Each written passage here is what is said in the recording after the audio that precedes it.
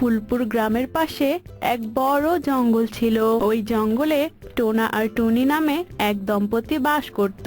টোনা টুনির বিয়ে অনেক বছর হয়ে গেছে, কিন্তু টুনি কোনো ছানার জন্ম দিতে পারেনি। আর এই কারণে টোনা টুনির সাথে সব সময় খারাপ আচরণ করত। এমনকি টোনা টুনিকে ধরে মারধরও করত। হে প্রকৃতি মাতা, আমি কি এমন পাপ করেছি? তুমি কেন আমাকে এত কষ্ট দিচ্ছ? এত কষ্ট যে আমি আর সহ্য করতে পারছি না। টুনি এসব কথা বলে যখন কাঁদছিল, তক্ষুনি সেই পথ দিয়ে এক তান্ত্রিক উল্লু পেঁচা যাচ্ছিল। আর টুনির এসব কথা শুনে তান্ত্রিক উল্লু পেঁচা টুনির কাছে আসে। বাছা, তুই প্রকৃতি মাকে এমন ভাবে ডাকছিস, মনে হচ্ছে তুই প্রকৃতি মায়ের অনেক বড় ভক্ত। কিন্তু বাছা, তুই এভাবে কাঁদছিস কেন? কি হয়েছে তোর? আর কিসের এত কষ্ট? এরপর টুনি তার স্বামীর দুর্ব্যবহার এবং তার ছানা না হওয়ার কথা সব উল্লু পেঁচাকে খুলে বলে। শান্ত হ বাছা, শান্ত হ। আমি তোর কষ্টটা বুঝতে পারছি, তবে তোর কষ্ট দূর হওয়ার ব্যবস্থা আমি এক্ষুনি করছি রে। এই নে পবিত্র জল। এই জল তুই যেই মনোবাসনা নিয়ে খাবি তাই পূরণ হবে রে।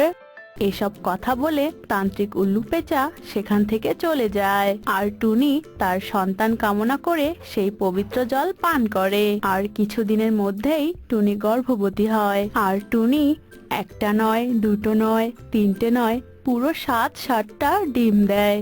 প্রকৃতি মাতা, আমি ভীষণ খুশি। অবশেষে আমার কষ্ট আজ দূর হলো। আমি একটা নয়, দুটো নয়, 7-7টা ডিম দিয়েছি। এবার আমরা একসাথে 7টা ছানার মুখ দেখতে পারবো। কিন্তু এই টোনা আজ কাজ থেকে ফিরছে না কেন? ওর কেন এত দেরি হচ্ছে? টোনাকে ডিম দেখানো না পর্যন্ত আমার তো শান্তি হচ্ছে না। এসব কথা বলে টুনি টোনার জন্য অপেক্ষা করতে থাকে। আর কিছুক্ষণ পরেই টুনির প্রতিবেশীরা তার স্বামীর মৃতদেহ নিয়ে আসে। না, এটা কিছুতেই হতে পারে না। টোনা, তুমি আমাকে ছেড়ে কিছুতেই যেতে পারো না। টোনা, আমি আজ ডিম দিয়েছি, আমার ছানাদের না দেখেই আমাদের ছেড়ে চলে গেলে। টোনা, ওঠো টোনা, ওঠো। এটা কিছুতেই হতে পারে না। টোনা, চোখ খোলো। টোনা, চোখ খোলো। এভাবেই টুনি টোনার মৃতদেহর পাশে কাঁদতে থাকে। টোনার মৃত্যুর পর টুনি ভীষণ ভেঙে পড়ে। আর কেঁদো না টুনি দিদি, এবার একটু শান্ত হও, সবটা মেনে নাও। কি আর করবে বলো? টোনা দাদা চলে গিয়েছে, তাতে কি হয়েছে? তোমার ডিমগুলো তো আছে, তা দিয়ে ছানা ফোটাও তুমি। দেখবে তখন ছানাদের নিয়ে তুমি খুব ভালো থাকবে। সুখী পায়রার কথায় টুনি কিছুটা শান্ত হয়। আর টুনি ডিমে তা দিতে শুরু করে। এরপর বেশ কয়েকদিন কেটে যায়। আর টুনির ডিম ফুটে বাচ্চা বের হওয়ার সময় চলে আসে। ও, তেষ্টায় যে গলাটা ফেটে যাচ্ছে, আর থাকতে পারছি না। কিন্তু ঘরে তো এক ফোঁটা জলও নেই, যে জল খেয়ে তেষ্টা মেটাবো আমি। জল খেতে হলে তো সেই নদীর ধারে যেতে হবে। আর এদিকে তো ডিমে ফাটল ধরেছে। আর কিছুক্ষণের মধ্যেই মনে হয় আমার ডিমগুলো ফুটে বাচ্চা বের হবে। আর এখনই আমার এভাবে জল তেষ্টা পেলো।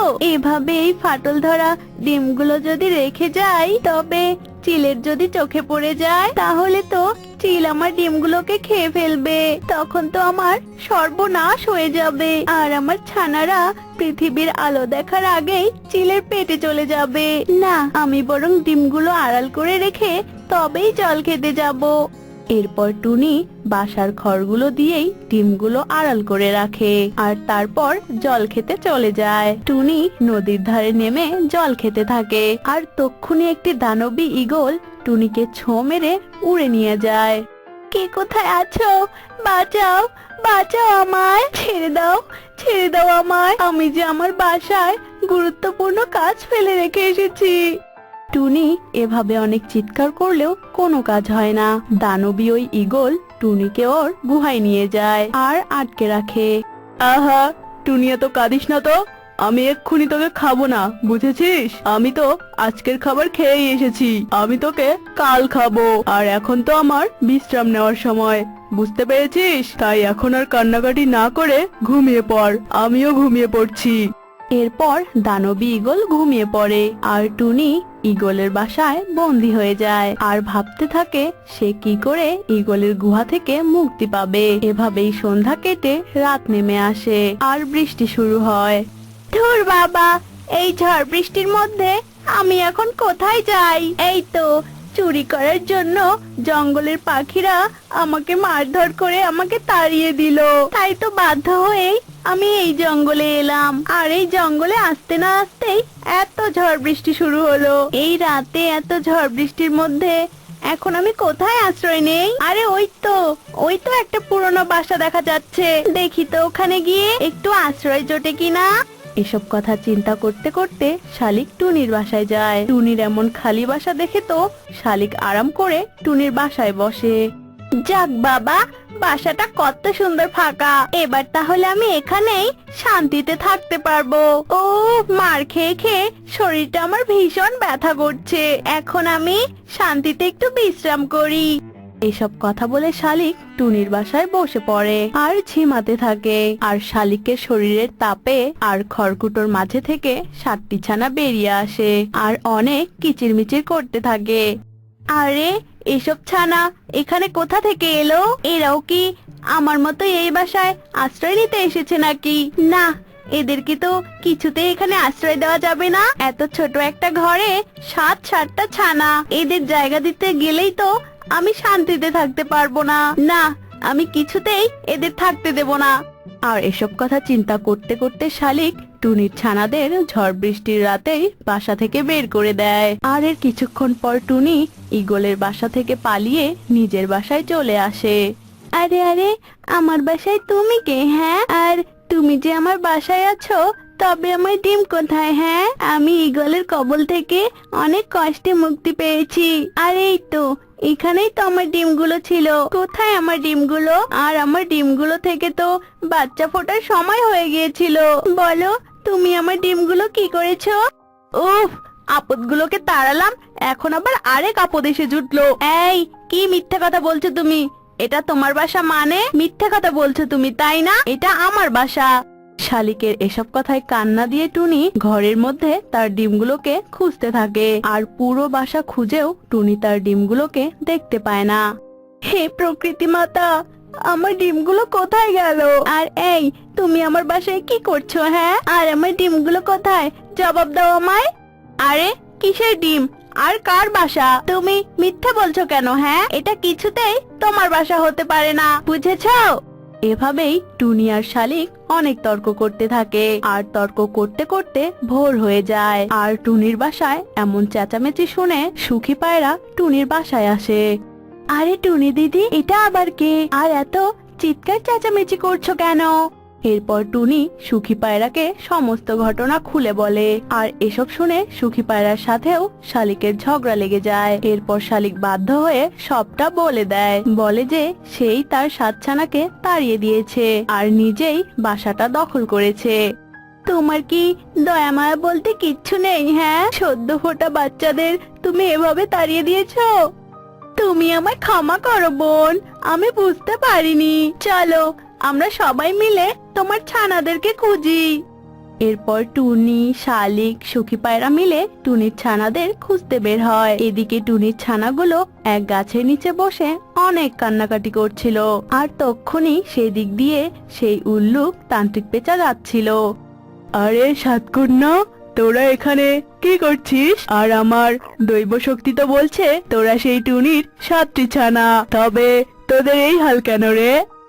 এরপর টুনির ছোট্ট ছোট্ট 7টি ছানা শালিকের তাড়িয়ে দেওয়ার কথা সমস্ত ঘটনা খুলে বলে। ছানাদের এসব কথা শুনে তান্ত্রিক উল্লু পেঁচার মনে অনেক মায়া হয়। আর তান্ত্রিক উল্লু পেঁচা জাদু করে 7টি ঘর বানায়। আর 7 কন্যাকে 7টি ঘর বানিয়ে দিয়ে তান্ত্রিক উল্লু পেঁচা সেখান থেকে চলে যায়। আর তক্ষুনি শালিক, টুনি, সুখী পায়রা সেখানে চলে আসে। 7 ঘরে 7টি কন্যা? টুনি, এরাই হলো তোমার 7টি কন্যা, যাদের আমি বাসা থেকে সেদিন তাড়িয়ে দিয়েছিলাম। এরপর টুনি তার 7 ছানাকে ফিরে পেয়ে ভীষণ খুশি হয়। আর টুনি 7 ঘরে 7 ছানাকে নিয়ে অনেক সুখে শান্তিতে দিন কাটাতে থাকে। করছি, তারপরেও কেন কানের কাছে এসে ঘ্যান ঘ্যান করছিস?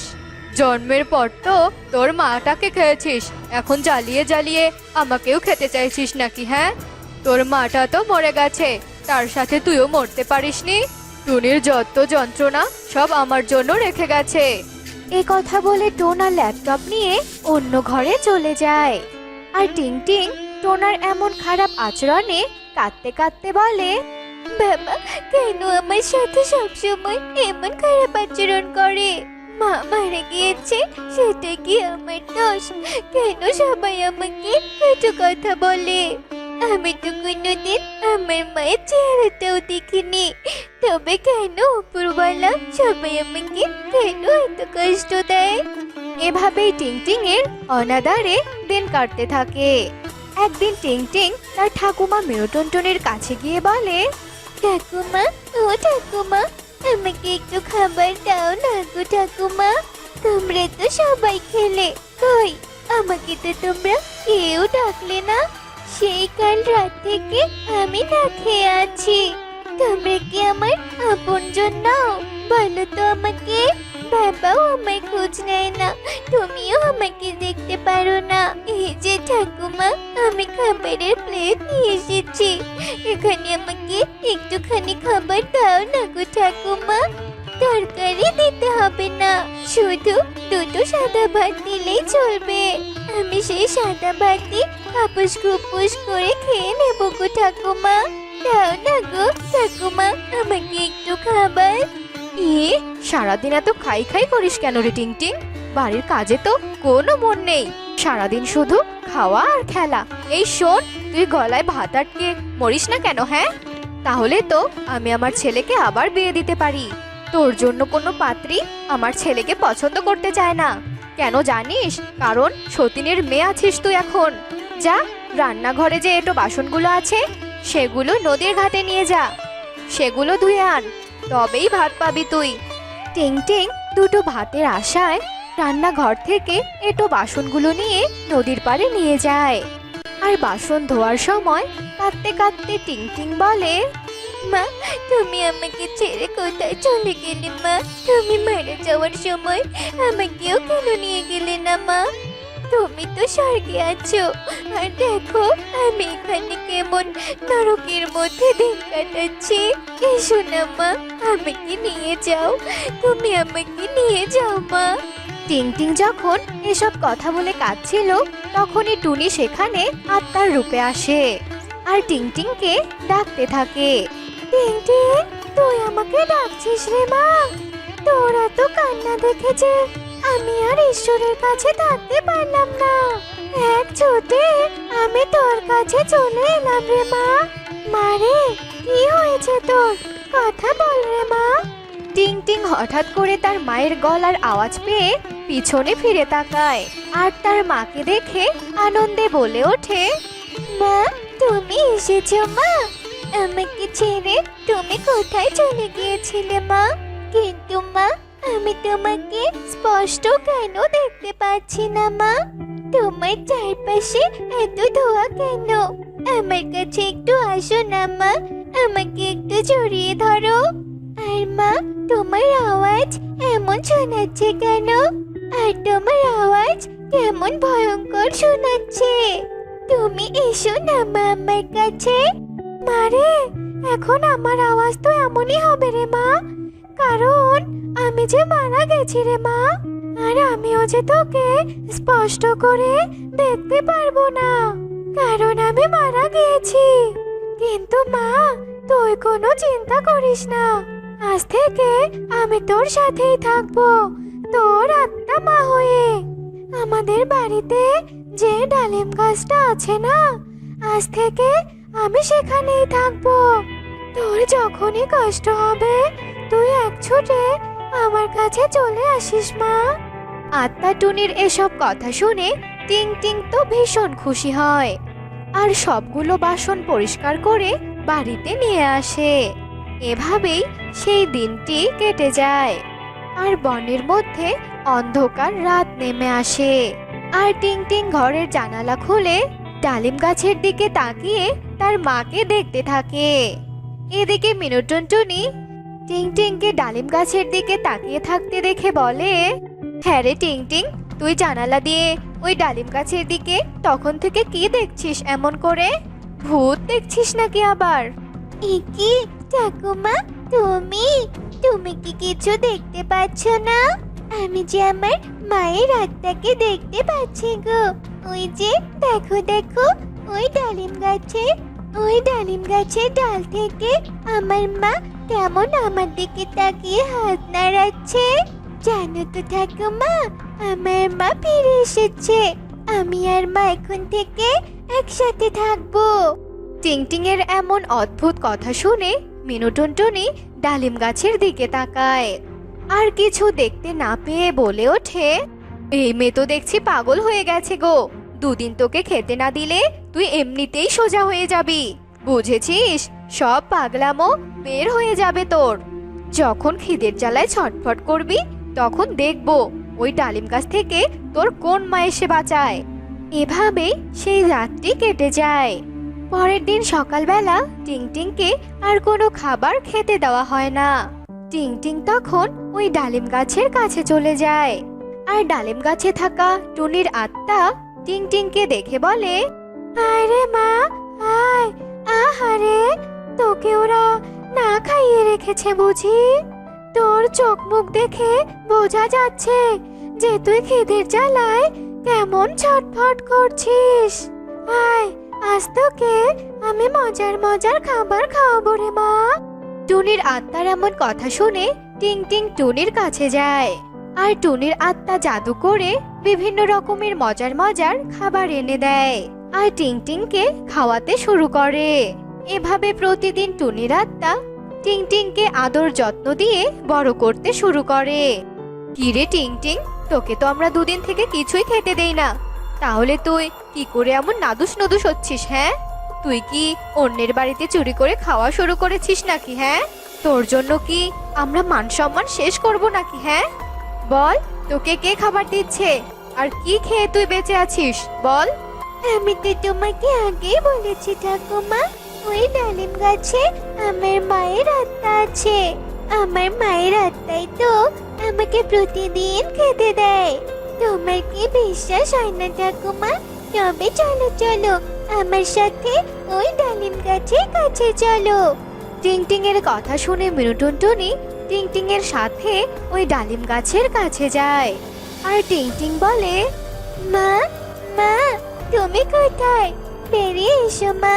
জানো তো ঠাকুমা না বিশ্বাসই করে না যে এই ডালিম গাছে তুমি আছো। কই মা, তুমি আসছো না কেন? কই রে টিং টিং, তোর মরা মা কই আসছে? ছোট থেকে তুই মিথ্যা কথা বলতে শুরু করেছিস তাই না? তোর এত বড় সাহস! এরপর মিনু টুনটুনি টিং টিং এর গায়ে লাঠি দিয়ে মারতে শুরু করে, আর মারা শেষ করে মিনু টুনটুনি সেখান থেকে চলে যায়। আর টিং টিং কাঁদতে কাঁদতে বলে, মা, কেন মা? মা, তুমি কেন বের হলে না মা? আমাকে যে সবাই এখন মিথ্যেবাদী ভাবলো। টিং টিং এর কথা শুনে টুনি ডালিম গাছ থেকে বেরিয়ে বলে, আসবো রে মা, বেরিয়ে আসবো। যেদিন বেরিয়ে আসবো সেদিন একেবারে তোর উপর অত্যাচারের প্রতিশোধ নিয়েই ছাড়বো। যা মা, তুই এখন বাড়ি যা।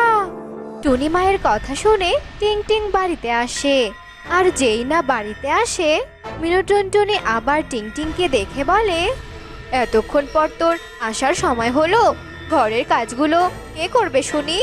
আজ তো তোকে আমি মেরেই ফেলবো, তুই মরলে এ বাড়ি থেকে একটা আপদ বিদেয় হবে। এ কথা বলে মিনু টুনটুনি টিং টিং এর গলা চেপে ধরে, আর ঠিক তখনই সেখানে টুনির আত্মা ভয়ঙ্কর রূপে আসে। ছেড়ে দে বলছি, আমার মেয়েকে ছেড়ে দে। অনেক অত্যাচার করেছিস আমার মেয়ের উপর, কিন্তু আর নয়, আজ তোকে আমি মেরেই ফেলবো। টুনির আত্মার এমন ভয়ঙ্কর চেহারা দেখে মিনু টুনটুনি ভীষণ ভয় পেয়ে যায়, আর বলে ওঠে, টুনি বৌমা তুমি? ও মা গো, তুমি মরার পরেও ফিরে এসেছো বৌমা। আমি আর তোমার মেয়েকে অত্যাচার করব না, তুমি আমাকে ছেড়ে দাও, তুমি আমাকে ক্ষমা করে দাও বৌমা। টিং টিংকে আমি পরিবার হারা করতে চাই না। তাই তোকে আমি মাফ করে দিলাম। মনে রাখবি, যখনই আমার মেয়ের কোনো ক্ষতি করার চেষ্টা করবি তখনই আমি চলে আসব। ওই ডালিম গাছেই আজ থেকে আমি থাকবো, আর তোদের উপর সব সময় আমি নজর রাখবো। এ কথা বলে টুনির আত্মা ডালিম গাছে ফিরে যায়। এরপর টোনা বাড়িতে ফিরলে মিনু টুনটুনির সব ঘটনা টোনাকে খুলে বলে, আর টোনাও তার ভুল বুঝতে পারে। এরপর থেকে মিনু টুনটুনি আর টোনা টিংটিংকে আর কোনোদিনও অত্যাচার করে না, আর সবাই মিলে অনেক সুখে শান্তিতে বসবাস করতে শুরু করে।